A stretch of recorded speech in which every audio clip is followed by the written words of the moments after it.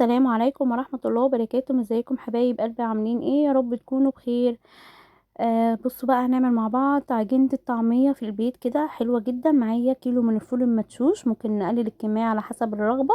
ومعايا معلقتين كبار من الثوم المفروم، وبصلاية متوسطة الحجم. والكيلو المدشوش واخد معايا 5 حزم بقدونس وواحدة كرات. تمام. لو مش متواجد الكرات بنحط بصل الاخضر، وبنحط بقى كده بالورق بتاعه. تمام.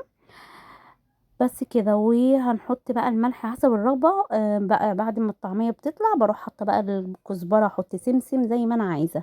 بس في اثناء العجنه طالما هشيلها في الفريزر احط الملح بس. تمام.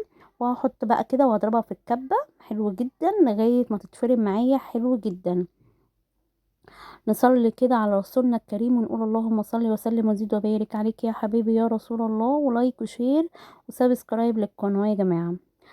بس علشان انا زعلانه بجد ان انا في مقطع اتحذف مني، طريقه الفول، تدميس الفول.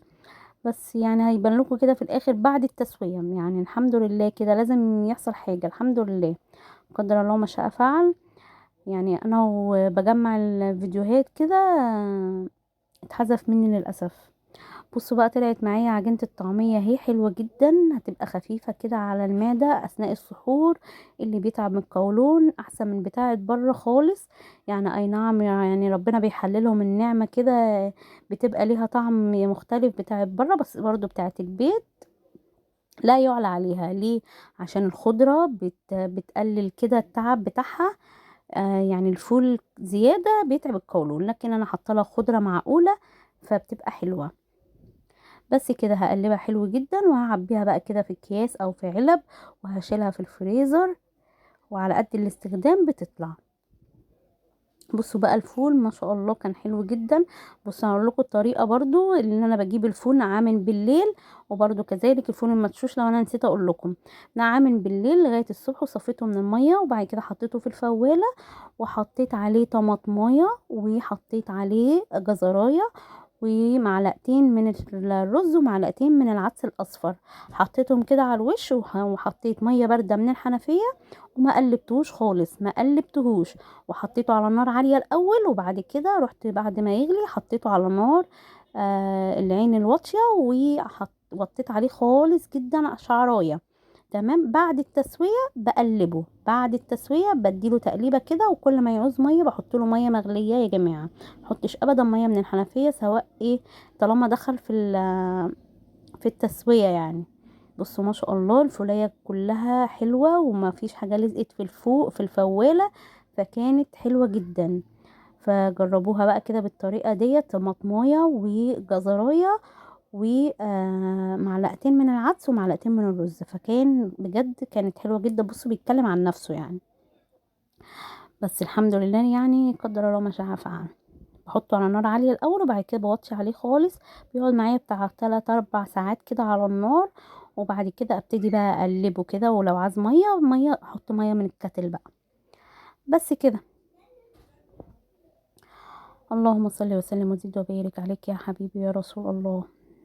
ابطط كده الطعمية علشان خاطر ما تاخدش معايا مكان في الفريزر. هنعمل مع بعض الزبادي. الزبادي بصوا انا حطيت صباعي كده في اللبانة، يعني ان انا مستحملة السخونية بتاعته. بصوا البخار اللي طالع منه.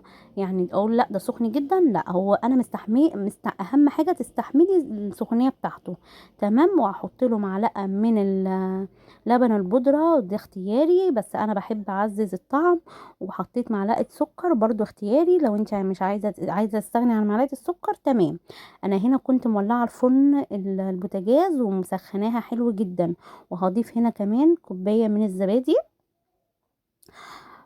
يوميا بقى بعمل كده ايه بعمل كوبايه زبادي زياده، ومش هشتري، هي اول مره بس اللي بشتري كوبايه الزبادي. وبعد كده هاخد بقى ايه كوبايه زبادي زياده كده معايا. واعمل بيها الايه اللبن، يبقى كيلو حليب واخد معايا كوبايه زبادي، واخد معايا معلقه لبن بودره ومعلقه سكر. دول اختياري. وبس كده هضربهم في الكبه حلو جدا. ممكن اضربهم بمضرب البيض او بالمضرب اليدوي. الفوم اللي بيطلع مع اثناء الضرب دوت هو ده اللي بيعمل لي وش للزبادي. اهم حاجة المية البوتاجاز الفرن يكون سخن جدا، وبعد كده هطفيه، مش هدخله والفرن شغالة. هطفي البوتاجاز وبعد كده ادخله. هحطهم في صينية، واحط كمان مية مغلية من الكتل في جوه الصينية. تمام. طب لو طلع معايا خفيف ومهزوز كده ومش ماسك نفسه، هحط له ميه تاني واسخن الفرن تاني وادخله بعد ما اطفي الفرن تاني علشان يمسك معاكي، عشان احنا في جو شتا فالموضوع ممكن يبقى صعب معاكي شويه. بس كده. يا رب بقى يكون الفيديو عجبكم ويبقى عند حسن ظنكم كده يا رب. هحطهم كده في الصينيه اهو، وهجيب بقى ميه مغليه من الكتل وهحط كده في الصينيه ميه. برضو تعملي الزبادي كده من بالليل لتاني يوم عشان نلحق ادخله التلاجة. يعني اقوم الصبح كده الاقيه مسك نفسه خمر، اروح بقى ايه مدخلاه التلاجة لغاية ايه ميعاد السحور. كل سنة وانتم طيبين يا رب، ويعود عليكم الايام بخير يا رب. بصوا اهو الميه كده مغلية، هعملها بس كده ايه نص، يعني يوصل لنص الكوباية. السلام عليكم ورحمة الله وبركاته. باي باي.